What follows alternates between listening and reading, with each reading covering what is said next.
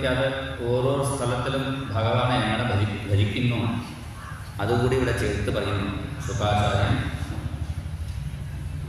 ഭഗവാന്റെ മത്സ്യകൂർമ്മ വരാഹ നരസിംഹ ഹയഗ്രീവാദി ദേവന്മാരുടെ മന്ത്രങ്ങളൊക്കെ ഇവിടെ പറഞ്ഞു ലഭിക്കുന്നു. അതേപോലെ കിംപുരുഷ വർഷത്തിൽ രാമചന്ദ്രപ്രഭുവിന് ഹനുമാൻ പ്രാർത്ഥിക്കുന്ന മന്ത്രങ്ങളും നാരദൻ ഭാരതദേശത്തിലിരിക്കുന്ന ജനങ്ങളോടൊപ്പം അവിടെ നരനാരായണന്മാരെ ഭജിക്കുന്ന മന്ത്രങ്ങളും പിന്നെ ഭാരതദേശത്തിൻ്റെ പ്രധാനപ്പെട്ട മലകളും അതിൻ്റെ നദികളെക്കുറിച്ചുള്ള വർണ്ണിക്കുന്നു.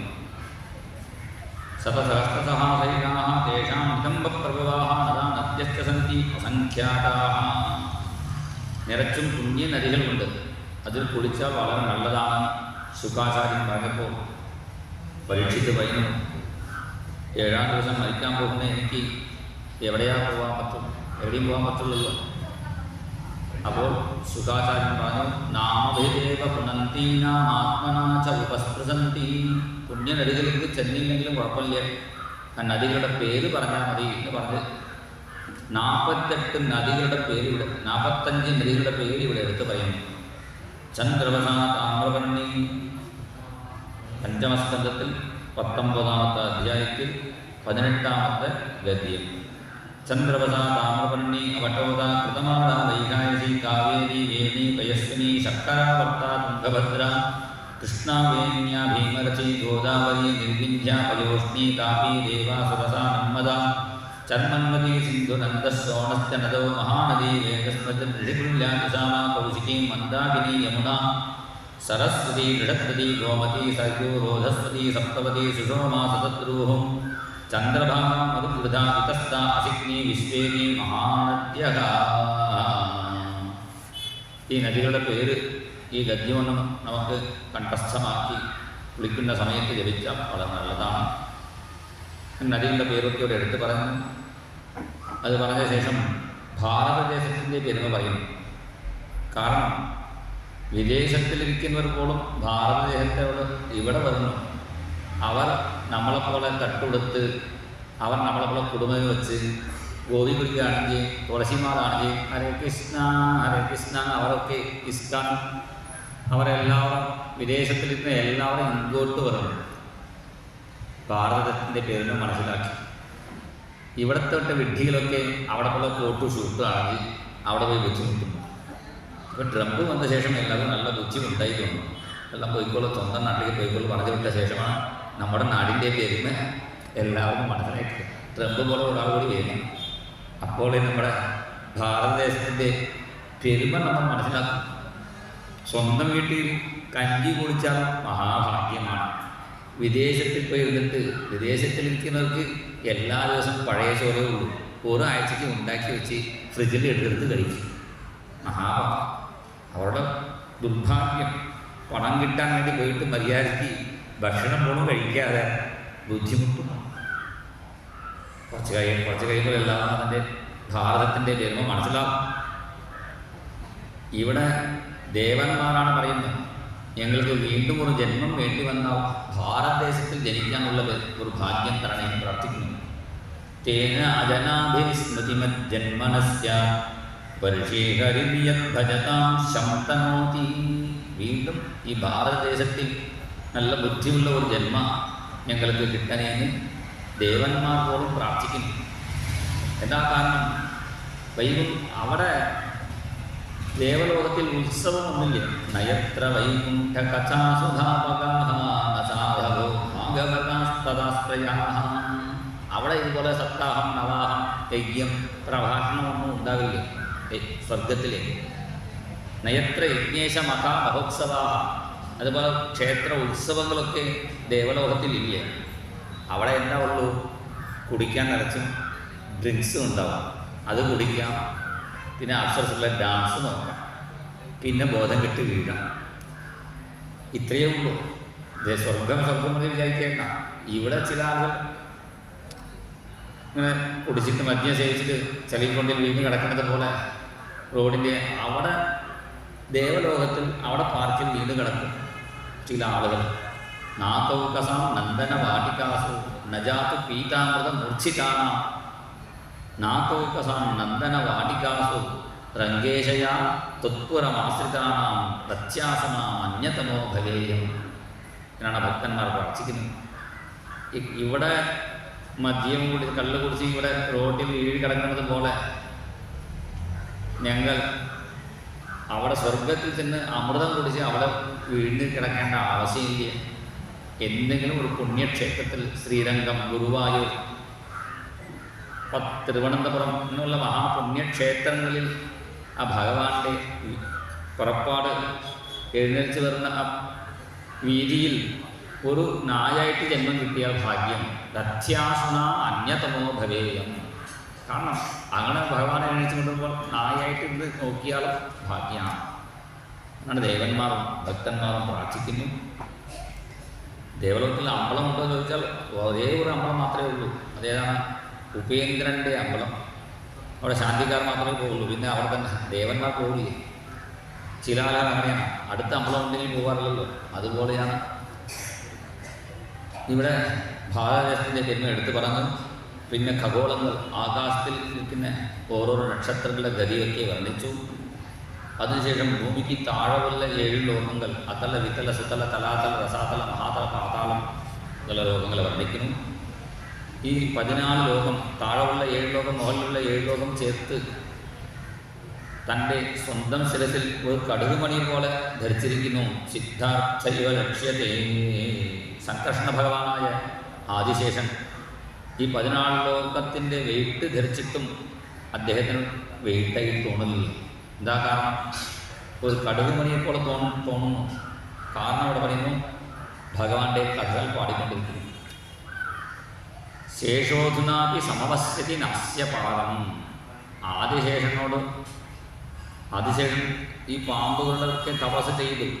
ചില പാമ്പുകൾ ഈ അമ്മയുടെ ശാപമേറ്റ് ജനമേജയൻ്റെ യാഗത്തിൽ നശിക്കട്ടെ എന്ന് ചില പാമ്പുകൾ, മഹാഭാരതം വായിച്ചവർക്ക് ഈ കഥ അറിയാം.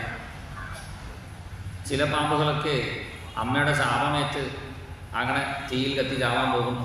ഇങ്ങനെയൊക്കെ കണ്ടപ്പോഴാണ് ആദിശേഷൻ ബ്രഹ്മാവിനെ കുറിച്ച് തപസ് ചെയ്തു.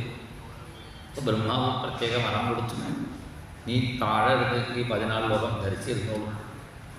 എത്രയും കാലം ധരിക്കണം എന്ന് ചോദിച്ചപ്പോഴാണ് ഭഗവാന്റെ ഗുണങ്ങൾ പാടിക്കോളൂ, അത് അവസാനിക്കുമ്പോൾ വച്ചാൽ മതി. അദ്ദേഹം ഇപ്പോഴും പാടിക്കൊണ്ടിരിക്കുന്നു. ശേഷോധുനാപി സമവസ്യതി നാസ്യ പാദം. താഴെയിരിക്കുന്ന ആദിശേഷൻ്റെ പെരുമയെ മുകളിലിരിക്കുന്ന ബ്രഹ്മാവിൻ്റെ അടുത്ത് ബ്രഹ്മലോകത്തിൽ നാരദൻ പാടുന്നു. സ്വായം ഭുവോ നാരദ സഹതോ ഗുരുണാ സഭായാം ബ്രഹ്മണ സംസ്തോകയാസേ.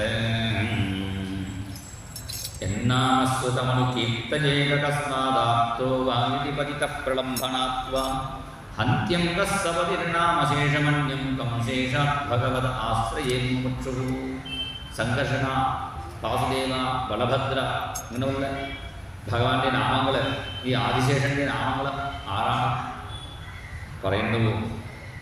അവർക്ക് സകല പാപങ്ങളും നീങ്ങും. അതിൻ്റെ പേരിന് നാരദൻ ബ്രഹ്മലോകത്തിൽ പാപമെന്ന് പറഞ്ഞു. പിന്നെ 28 വിധമായ നരകങ്ങളെക്കുറിച്ച് വർണ്ണിക്കുന്നു. നരകങ്ങൾ വർണ്ണിച്ചപ്പോൾ പേടിയായി പരീക്ഷിക്കുന്നു. ശുകാചാര്യനോട് ചോദിച്ചു, ഈ നരകത്തിൽ നിന്നും രക്ഷപ്പെടാൻ എന്താണ് വഴി? ശുകാചാര്യൻ ഒരു പ്രായശ്ചിത്തം ചെയ്യണം. നമ്മൾ പറയാറുണ്ടല്ലോ, ഉപ്പ് തിന്നാൽ വെള്ളം കുടിക്കണം, ഉപ്പ് തിന്നാൽ വെള്ളം കുടിച്ചേ പറ്റൂ. അതുപോലെ ചെയ്ത കർമ്മങ്ങളുടെ ഫലം അനുഭവിച്ച് തീർക്കണം. ചില ആളുകൾ പറയും, കൊന്ന പാപം തിന്നാൽ പോകും. എൻ്റെ അർത്ഥം, ആടിനെ കൊന്നിട്ട് തിന്നാൽ അതിൻ്റെ പാപം പോകും വിചാരിക്കരുത്. കൊന്ന പാപം, ആടിനെ കൊന്ന പാപം എങ്ങനെ തിന്നാൽ പോകും? ഇയാൾ ആടായി ജനിക്കും, ആട് ഇയാളെ മനുഷ്യനെ ജയിച്ച് വെട്ടിക്കൊണ്ട് തിന്ന ശേഷം തീരും. അങ്ങനെയേ തീരുള്ളൂ. വെറുതെ വെട്ടിക്കൊണ്ട് തിന്നാൽ തീരില്ല. ഇതിനൊക്കെ ഉദാഹരണം അറിയാമെങ്കിൽ നിറച്ച് പറയേണ്ടി വരും. അപ്പോൾ പറഞ്ഞു വന്ന കാര്യം, ചെയ്ത ഏത് പാപത്തിനും അതിൻ്റെ അനുഭവം ഉണ്ടാവും. പറയുന്നത് പോലെ ഉപ്പ് തിന്നാൽ വെള്ളം കുടിക്കുന്നത് പോലെയാണ് നമ്മൾ അനുഭവിക്കണം. ചില പാപങ്ങൾക്ക് പ്രായശ്ചിത്തം പറഞ്ഞിട്ടുണ്ട്. ഗുരുണാഞ്ചല ഗുണാഞ്ച ഗുണിച്ചല ഗുണിച്ച പ്രായശ്ചിത്താനി പാപാനാം ജ്ഞാത്വോക്താനി മഹർഷിഭിः. വലിയ പാപങ്ങൾക്ക് വലിയ പ്രായശ്ചിത്തവും. ഇവിടെ ശിക്ഷ കൊടുക്കാറുണ്ടല്ലോ കോടതിയിൽ, അതുപോലെയാണ്. നരകം പറയുന്നത് ശരിക്കും ഭഗവാന്റെ കോടതിയാണ്. ഇവിടുത്തെ ഭൂമിയിലിരിക്കുന്ന കോടതിയിൽ എന്ത് വെച്ചിരിക്കും? സത്യമേവ ജയതേ ഇങ്ങനെ എഴുതി വെച്ചിട്ടേ ഉള്ളൂ. പിന്നെ ഒരു നീതി ദേവത കണ്ണ് അത് കട്ടി വെച്ചിരിക്കുന്നു. കണ്ണ് തുറന്നല്ലേ ശരിയായിരിക്കും അതിൻ്റെ ശിക്ഷ കൊടുക്കാൻ പറ്റുള്ളൂ. അത് കുറേ കാലം ഞാനിത് പറഞ്ഞപ്പോൾ ഇപ്പോൾ പുതിയ നിയമം വന്നു. ഇനി നീതിയുടെ കണ്ണ് കട്ടണ്ട, കാരണം മര്യാദയ്ക്ക് നോക്കി ശിക്ഷ കൊടുക്കണ്ടേ. അപ്പോൾ ഇപ്പോൾ തുറന്നു വെച്ചു, നന്നായി എന്നയാണ്. അപ്പോൾ ഇവിടെ ചിലപ്പോൾ കള്ളസാക്ഷി പറഞ്ഞ് തെറ്റിരിക്കാൻ ആൾ രക്ഷപ്പെടും. അപ്പോഴാണ് അവർക്ക് ശിക്ഷ കൊടുക്കാൻ വേണ്ടിയാണ് ഭഗവാൻ നരകം നിർമ്മിച്ചിരിക്കുന്നു. അവർ ചെയ്ത തെറ്റിനെ ശിക്ഷ കിട്ടും പറഞ്ഞപ്പോഴാണ് പ്രായശ്ചിത്തം ചെയ്താൽ മതി പറഞ്ഞു.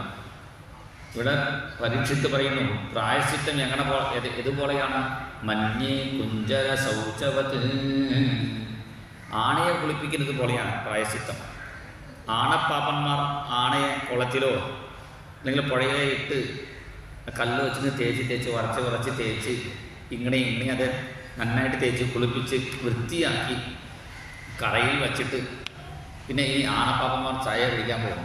പക്ഷേ നമ്മൾ കുടിക്കുന്ന ചായ ഇല്ല, അവർ കുടിക്കുന്ന ചായ വേറെ ചായയാണ്, അത് പോവും. അങ്ങനെ ചായ കുടിക്കാൻ അവർ പോയി വെറുതെ ഇടയിൽ ഈ ആണ ചെയ്യും, കുളി കഴിഞ്ഞില്ലേ ഈ നമുക്ക് ഓർഡർ ഇടാൻ വിചാരിച്ച് മണ്ണൊക്കെ എടുത്തിട്ട് വീണ്ടും നമ്മൾ ശേഷം. അതുപോലെയാണ് നമ്മൾ ചെയ്യുന്ന പ്രായശ്ചിത്തമൊക്കെ. നമ്മൾ ചെയ്യുന്ന പ്രായശ്ചിത്തം പാപം ചെയ്യുന്നു. പ്രായശ്ചിത്തം ചെയ്ത് കഴിയുമ്പോൾ തന്നെ വീണ്ടും പാപം ചെയ്യുന്നു. മഞ്ഞേ കുഞ്ചര ശൗചവത്. അപ്പോൾ പാപം മാത്രം പോയാൽ പോരാ, പാപം ചെയ്യുന്ന ബുദ്ധി കൂടി വേണം. ഉദാഹരണ കഥ പറയാം. വേറൊരാളുടെ കഥ വേണ്ട. ഒരു ബ്രാഹ്മണൻ എന്ത് ചെയ്തു?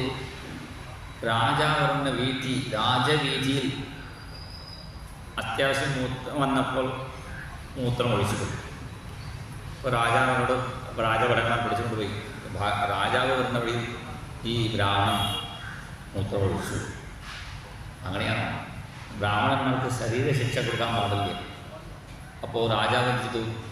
ആ ബ്രാഹ്മണനോട് പറഞ്ഞു, ഒരു 10 രൂപ എടുത്ത് രാജാവിൻ്റെ ഭണ്ഡാരത്തിലിട്ടോളൂ, രാജഭണ്ഡാരത്തിലിട്ടോളൂ. നമ്പൂതിരി എന്ത് ചെയ്തു? ഇങ്ങനെ നോക്കി ഒരു 20 രൂപ എടുത്തിട്ടു. രാജാവ് പറഞ്ഞു 10 രൂപ ഇല്ലേ ഞാൻ ഇടാൻ പറഞ്ഞു. അപ്പോൾ നമ്പൂതിരി പറഞ്ഞു, തിരിച്ചു പോകുമ്പോൾ വേണ്ടി വന്നാൽ ഇന്നോട്ടെ, അതും കൂടി ഇട്ടു. 20 രൂപ ആയിട്ട് തിരിച്ചു പോകുമ്പോൾ വേണ്ടി വന്നാൽ അതൊക്കെ കൂടി ഇന്നോട്ടെ. അപ്പോൾ എന്താ ചെയ്യും? പ്രായശ്ചിത്തം ഉണ്ടല്ലോ വിചാരിച്ച് ധൈര്യമായിട്ട് പാപം ചെയ്യാൻ തോന്നുന്നു. അപ്പോൾ പ്രായശ്ചിത്തം പാപം മാത്രമേ നീക്കുള്ളൂ, പാപം ചെയ്യുന്ന ബുദ്ധി മാറ്റുന്നില്ല. പാപം ചെയ്യുന്ന ബുദ്ധി മാറണമെങ്കിൽ അതിന് ഒറ്റ വഴിയേ ഉള്ളൂ. ശ്രുതിസ്മൃതിഭ്യാം വിഹിതാംഗ്രതാദയഃ പുനന്തി പാപം ന ലുണന്തി വാസനാം അനന്തസേവാതു നികൃന്തതി ദ്വയീ ഇതി പ്രഭോ ത്വത്പുരുഷാവഭാഷിരേ. അത് ഭഗവാന്റെ നാമം, ഭഗവാന്റെ സേവയും മാത്രമേ ഈ പാപം ചെയ്യുന്ന ബുദ്ധി കൂടി മാറ്റിത്തരും എന്ന് പറഞ്ഞ് അതിന് ഉദാഹരണമായിട്ട് ഒരു കഥ പറയുന്നു. കാന്യതുബ്ജേ വിജക്തശ്ചിത് ദാസീപതിരയാമിനഷ്ടസദാചാരോ ദാസ്യാസംസർഗദൂഷിതതാ. കാന്യകുബ്ജം എന്ന ഒരു ദേശത്തിൽ അജാമിലൻ ബ്രാഹ്മണൻ ഉണ്ടായിരുന്നു. നല്ലവനാണ്, എല്ലാവരും നല്ലവർ തന്നെയാണ്. ചീത്ത ആളുകളോട് ചേരുമ്പോൾ അങ്ങനെ ചീത്തയായി പോകുന്നു. പുക വലിക്കാതെ മദ്യം കുടിക്കാതിരിക്കുന്ന നല്ല ആൾക്കാർ പോലും അങ്ങനെയുള്ള ആൾക്കാരോട് ചേരുമ്പോൾ അത് ചെയ്തു പോകും. അതുകൊണ്ടാണ് എപ്പോഴും സജ്ജനങ്ങൾ കൂട്ടാകണേ, ഭഗവാനോട് പ്രാർത്ഥിക്കണം. നല്ല സ്വഭാവമുള്ളവർക്ക് നമുക്ക് കൂട്ടി കിട്ടിയാൽ നമുക്ക് ജീവിതം നന്നാവുള്ളൂ. ഇവിടെ ഈ ബ്രാഹ്മണൻ നല്ലവനാണ്. ഒരു ദിവസം കാട്ടിൽ സമിത, ദർഭ, പൂപ്പഴം ഇതൊക്കെ കൊണ്ടുവരാൻ പോയപ്പോഴാണ് പെട്ടെന്ന് മഴ വന്നപ്പോൾ അവിടെ അടുത്ത് ഒരു കുടിൽ കണ്ടു. അവിടെ പോയി താമസിക്കാൻ പോയപ്പോഴാണ് അവിടെ ഒരു വേശ്യാസ്ത്രീയെ കണ്ടു. ഒരു വേശ്യാസ്ത്രീയും അവരുടെ ഒപ്പം നൃത്തം വയ്ക്കുന്ന ഒരു പുരുഷനെയും കണ്ടു. ആണും പെണ്ണും നൃത്തം വയ്ക്കുന്ന ഒരു ഒരു കാഴ്ച ഒരു മിനിറ്റ് കണ്ടു, അതുകൊണ്ട് തന്നെ ഇയാൾ ചീത്തയായി. നമ്മളോ എല്ലാ ദിവസവും വെട്ടി അതാണ് നോക്കിക്കൊണ്ടിരിക്കുന്നു. ഇങ്ങനെ നൃത്തം വയ്ക്കുന്ന ദദർശ കാമിനം കഞ്ചിത് ശുദ്രം സഹ ഭുജിഷ്യ പീത്വാചമത് മൈരേയം മതാകൂർണത്തെ നിത്രയാണ്. പിന്നെ നമ്മൾക്ക് തോന്നി ഇവനെപ്പോലെ നമുക്ക് ജീവിച്ചാൽ എന്താ തോന്നി. അപ്പോൾ ഇത് തൻ്റെ ധർമ്മം വിട്ടു ഈ വേശിയോട് ജീവിതം തുടങ്ങി. സ്വന്തം അച്ഛനമ്മമാരെ ഉപേക്ഷിച്ചു, ഭാര്യയെ ഉപേക്ഷിച്ചു. വേശിയുടെ അടുത്ത് പറഞ്ഞെങ്കിൽ പൈസ കൊടുക്കണ്ടേ, അതിനു വേണ്ടി കൊള്ളക്കാരനായി മാറി. ചില ആളുകളെ വെട്ടിക്കൊന്ന് അവരുടെ പണം എടുത്തു. ഇങ്ങനെ പാപങ്ങൾ കൂടുതലായി. ഈ വേശിക്കും ഈ അജാമിനടക്കം 9 കുട്ടികൾ ജനിച്ചു. ഇപ്പോൾ വയസ്സായി 80 വയസ്സായി, 80-85 ആയിട്ടുണ്ടാവും. അങ്ങനെ ഇരിക്കുമ്പോഴാണ് ആ നാട്ടിൽ ഒരു ബ്രാഹ്മൺ, ഒരു ഭക്തൻ നാമം ജപിച്ചു വരുന്നു.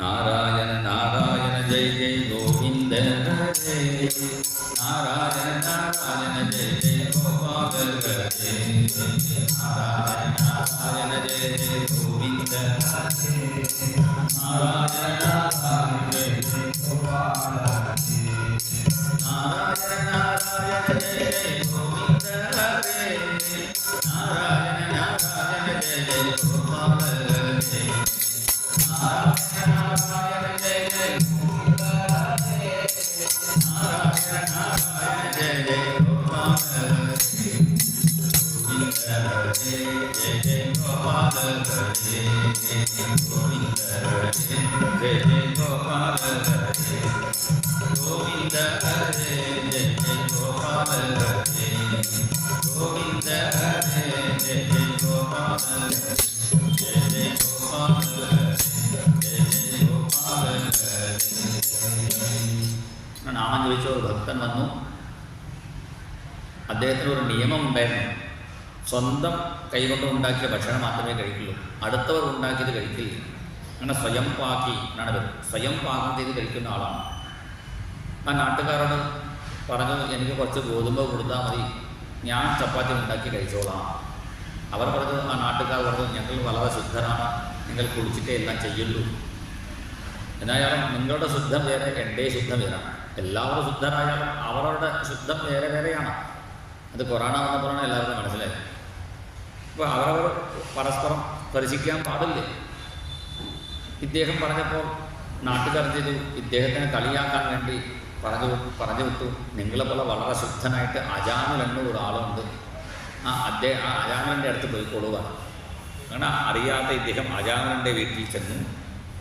അവിടെ ചെന്നപ്പോഴാണ് വേശി എന്താണ് ചോദിച്ചു, ഇന്ന് രാത്രി ഇവിടെ താമസിക്കാം, പക്ഷേ എനിക്ക് കുറച്ച് ഗോതമ്പ് മാവ് കൊടുത്താൽ മതി, ചപ്പാത്തി ഉണ്ടാക്കി കഴിച്ചോളാം. അപ്പോൾ മനസ്സിലായി വേശിക്ക് തെറ്റിദ്ധരിച്ച് വന്ന ആളാണ്. അപ്പം തിണ്ണയിൽ താമസിക്കാൻ ചാണകം കൊണ്ട് മെഴുകി ശുദ്ധാക്കി സ്ഥലം കൊടുത്തു. പിന്നെ ആജാമനെ വിളിച്ച് രണ്ടുപേരും നമസ്കരിച്ചു. ഞങ്ങൾ കൂടുതൽ പാപം ചെയ്തു പോയി, രക്ഷപ്പെടാണ്ടെങ്കിൽ ഒരു വഴി പറഞ്ഞു തരണം. അപ്പോൾ ആജാമനോട് അദ്ദേഹം പറഞ്ഞു, ദിവസം ഒരു 1008 നാരായണ ജപിച്ചോളൂ. നാരായണ നാരായണ നാരായണ നാരായണ. ആജാമനോട് 1008 എന്നെ കൊണ്ട് പറ്റില്ലേ, 108 ജപിച്ചോളൂ. 108 എന്നെ കൊണ്ട് പറ്റില്ലേ, 10 പ്രാവശ്യം അതും പറ്റില്ലേ, എനിക്ക് പറഞ്ഞാൽ നിങ്ങൾ തന്നെ ജപിച്ചോളൂ, ഞാൻ ദക്ഷിണ തരാം. അപ്പോഴാണ് ആ മഹാത്മാവ് സൂത്രം ചെയ്തു, ഇയാളെ എങ്ങനെയെങ്കിലും നാമം ജപിപ്പിക്കണം. അജാമിൻ്റെ വയസ്സ് 85 ആയി. അപ്പോൾ എന്ത് ചെയ്തു അദ്ദേഹം, വേശിക്കും അതുപോലെ 80 ആയി. തൻ്റെ മന്ത്രശക്തി കൊണ്ട് അദ്ദേഹം സന്താനഗോപാല ശാലഗ്രാമം പൂജിക്കുന്ന മഹാത്മാവാണ്. അപ്പോൾ സന്താനഗോപാല ഭഗവാനക്ക് നേദിച്ച ശേഷം പ്രസാദമായിട്ട് ഒരു പഴം കൊടുത്തു. ഇത് കഴിച്ചോളൂ, ഇത് കഴിച്ചാൽ നിങ്ങൾക്ക് സന്താനം ഉണ്ടാവും. ആ ഉണ്ടായ കുട്ടിക്ക് നാരായണ പേരിട്ട് നാരായണ വിളിക്കണം. ഇതിൽ നിന്ന് എന്താ മനസ്സിലായി, ഇതിന് മുമ്പത്തെ കുട്ടികൾക്ക് അങ്ങനെ ഒരു നല്ല പേര് ഇല്ലേ. കാരണം ഇപ്പം കുട്ടികൾക്ക് പേരൊക്കെ എന്താണെന്ന് നമുക്ക് അർത്ഥം പോലും മനസ്സിലാവില്ലേ. എന്തോ പേര് വയ്ക്കുന്നു, ടിങ്കു, പിങ്കു, ചിട്ടു, പിട്ടു. ഇത് എന്താണ്, കുട്ടി പേരാണോ പട്ടി പേരാണോ സംശയം. അങ്ങനെ നല്ല പേര് വിളിക്കണം. രാമൻ, കൃഷ്ണൻ, ഗോവിന്ദനെ വിളിച്ചാൽ നമുക്ക് നല്ല പുണ്യവും കൂടി കിട്ടും. അങ്ങനെ ഈ ആചാരം ഉണ്ണി ഉണ്ടായ ശേഷം ആ ഉണ്ണിയെ നാരായണ നാരായണ നാരായണ നാരായണ വരൂ, നാരായണ ഇരിക്കൂ, നാരായണ വെള്ളം കുടിക്കൂ, നാരായണ ഭക്ഷണം കഴിക്കൂ, നാരായണ സ്കൂൾക്ക് പോകൂ, നാരായണ ഹോംവർക്ക് ചെയ്യൂ. ഇങ്ങനെ എപ്പോഴും നാരായണ നാരായണ ജപിച്ച് ഒരു ഏരി. ഈ അജാമിളൻ്റെ അന്ത്യസമയത്തിൽ 3 യമദൂതന്മാർ വന്നു. എന്തുകൊണ്ട്? കാളത്രയേന കരണത്രയേന, ത്രികാലത്തിലെയും പകൽ രാത്രി സന്ധ്യാസമയത്തിലും മനസ്സ് വാക്ക് കായം കൊണ്ട് പാപം ചെയ്തുകൊണ്ട് 3 യമദൂതന്മാർ പ്രത്യക്ഷപ്പെട്ടു. 3 യമദൂതന്മാർ കണ്ട് പേടിച്ച അജാമിളൻ ദൂരെ ക്രീഡനകാസക്തം പുത്രം നാരായണാത്വയം പ്ലാവികേന സ്വരേണോച്ചൈഃ ആജുഹാവകുലേന്ദ്രിയഃ. ദൂരത്തിൽ കളിക്കുന്ന തൻ്റെ ആണ വിളിച്ചു, നാരായണ നാരായണ, ഉറക്ക വിളിച്ചു. പക്ഷേ നാരായണൻ വന്നില്ല, അവിടെ ഗോട്ടി കഴിച്ചുകൊണ്ടിരിക്കുന്നു. അപ്പോഴാണ് ഭഗവാൻ 4 ഭക്തന്മാരെ പറഞ്ഞിട്ട് തൻ്റെ പാർഷദന്മാരെ അവർ അവിടെ പ്രത്യക്ഷപ്പെട്ടു. അഭയം എന്ന് പറഞ്ഞ് അവിടെ പ്രത്യക്ഷപ്പെട്ടു. പ്രത്യക്ഷപ്പെട്ട ഉടൻ തന്നെ യമദൂതന്മാർ ചോദിച്ചു, കേ യൂയം പ്രതിഷേധാരഹ, ഞങ്ങളെ തടയുന്ന നിങ്ങളാരാണ്? വിഷ്ണുദൂതന്മാർ യമദൂതന്മാരോട് ചോദിച്ചു, നിങ്ങളാരാണ് ആദ്യം പറയൂ, ഞങ്ങളൊക്കെ ധർമ്മരാജൻ്റെ ദൂതന്മാരാണ്. ഈ അജാമിൽ നിറച്ചും പാപം ചെയ്തു, അതിൻ്റെ പ്രായശ്ചിത്തവും ചെയ്തിട്ടില്ലേ, ശിക്ഷിക്കാൻ വേണ്ടി കൊണ്ടുപോകുന്നു. ശിക്ഷിക്കുന്നതിന് എന്തിനാ? നേരാവാൻ വേണ്ടി. ചിലപ്പോൾ ഉപാധ്യായന്മാർ കുട്ടികളെ തള്ളാറുണ്ട്, അച്ഛനമ്മമാർ കുട്ടികളെ ചിലപ്പോൾ തള്ളാറുണ്ട്. എന്തിനാ? അവരെ നേരാക്കാൻ വേണ്ടിയാണ്. അതുപോലെയാണ്. പക്ഷേ ഇപ്പോഴൊക്കെ ഒന്നും തള്ളാറില്ല. പിന്നെ കേസ് കിട്ടിയാൽ പിന്നെ അവർക്ക് ജയിലാണ്. പണ്ട് എന്തായാലും കുട്ടികൾ നേരാവണം വിചാരിച്ചിരുന്നു, ഇപ്പോൾ അങ്ങനെ ഇല്ല. എന്തായാലും കുഴപ്പമില്ല. അതുകൊണ്ട് ഉപാധ്യായന്മാർ കൂടുതൽ കൊണ്ട് ശിക്ഷിക്കാറില്ല. ശിക്ഷ കിട്ടിയാലേ അവർ നേരാവുള്ളൂ. ഉപാധ്യായൻ്റെ കയ്യിൽ നിന്നും അച്ഛനോടെ കയ്യിൽ നിന്നും ശിക്ഷ കിട്ടാത്തവർ പിന്നിൽ എന്ത് ചെയ്യും? പോലീസിൽ പോയി ശിക്ഷ കിട്ടും, അവിടെ ജയിലിൽ ശിക്ഷ കിട്ടേണ്ടി വരും. അപ്പോൾ വേണ്ട വിധത്തിൽ നന്നായിട്ട് വളർത്താൻ വേണ്ടിയാണല്ലേ അവർ ശിക്ഷിക്കുന്നു.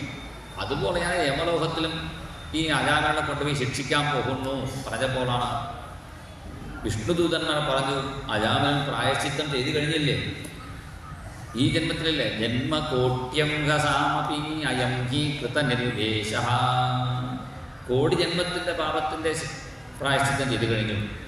എന്താ പ്രായശ്ചിത്തം? നാരായണ ആയേതി, നാരായണ വിളിച്ചില്ലേ, അതിൽ തന്നെ അവൻ്റെ പാപമൊക്കെ പോയി.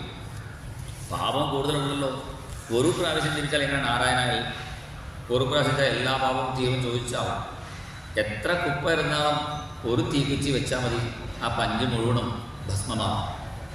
10 ലാരി പഞ്ച് അവിടെ വെച്ചിട്ടുണ്ട്, അത് ഭസ്മമാക്കാൻ ഒരു തീക്കുച്ചി അറിയാതെ വെച്ചാൽ മതി, ഭസ്മമാവും. 10 കൊല്ലം പൂട്ടിയിരുന്ന ഒരു മുറിയിൽ 10 കൊല്ലത്തിൻ്റെ ഇരുട്ടുണ്ട്. 10 കൊല്ലത്തിൻ്റെ ഇരുട്ട് മാറാൻ വേണ്ടി 10 കൊല്ലം വിളക്ക് കൊളുത്തേണ്ട ആവശ്യമില്ല. ഒരു വിളക്ക് കൊളുത്തിയാൽ മതി, 10 കൊല്ലത്തിൻ്റെ ഇരുട്ട് മാറിപ്പോകും. ഈ കാലത്ത് പറയണമെങ്കിൽ മൊബൈലിൽ എത്രയൊക്കെ സാധനങ്ങളൊക്കെ ഉണ്ട്, എല്ലാം ഒരുമിച്ച് വെച്ച് ഒരു പ്രാവശ്യം ഡെലിറ്റ് പറഞ്ഞാൽ മതി, എല്ലാം ഡെലിറ്റായി.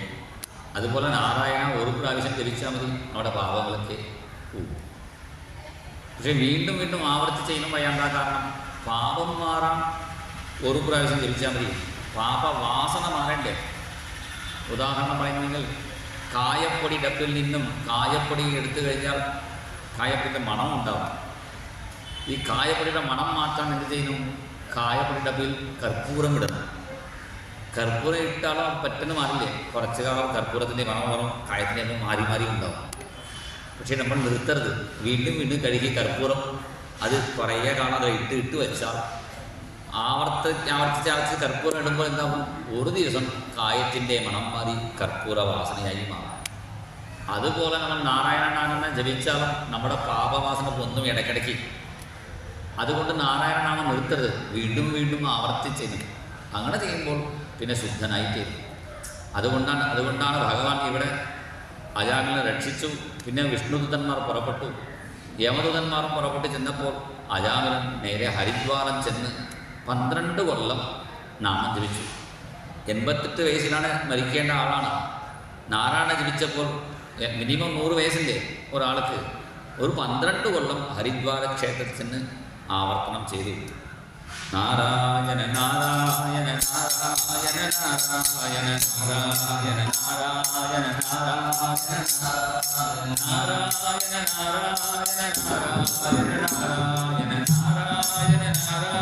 നാരായണ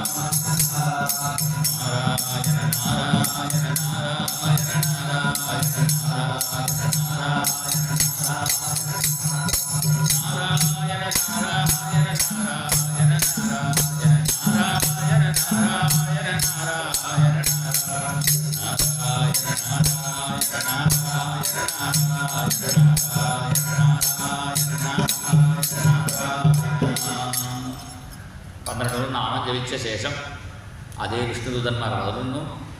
അജാമൻ ഗംഗയിൽ കുളിച്ചപ്പോൾ അവൻ്റെ ഭൗതിക ശരീരം അവിടെ ഒഴുകിപ്പോയി. പിന്നെ ദിവ്യ ശരീരം ഭഗവാന്റെ പാർഷിത രൂപം പ്രാപിച്ചു. യമൻ തലൻ കുണിച്ച് നിൽക്കുന്നു.